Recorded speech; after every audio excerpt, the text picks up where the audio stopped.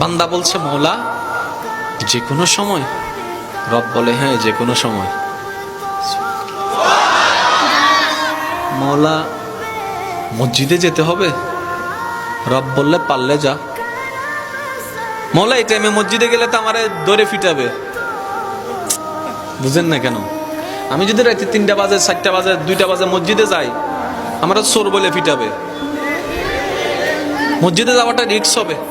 রব্বে করিম বলে মসজিদে না পারবি না? আল্লাহ পারবো না। তাহলে যা ঘরে যা, যাই নামাজ বিছা। বলে যে যাই নামাজ বিছালে তো বউ বুঝে ফেলবে আমি বাটপারি করছি। কথা বলেন না কেন? মওলা বউ বুঝে ফেলবে, মা বুঝে ফেলবে, নিশ্চয় কোন একটা অঘটন ঘটাইছি সেজন্য যাই নামাজে বসে কান্না করছি, তাহলে তো ইজ্জত ফানসার।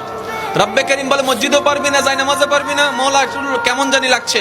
রব্বে করিম বলে ঠিক আছে, আমি আল্লাহ কতটুক মায়া মহব্বত করি তোকে তুই তো বুঝতে পারসনি এতদিন, আজকে বুঝার চেষ্টা কর। মসজিদে যাওয়া লাগবে না, যাই নামাজ বিছানো লাগবে না, ওযু করা লাগবে না। তোর যদি এতই প্রবলেম হয় জবানটাও খোলা লাগবে না।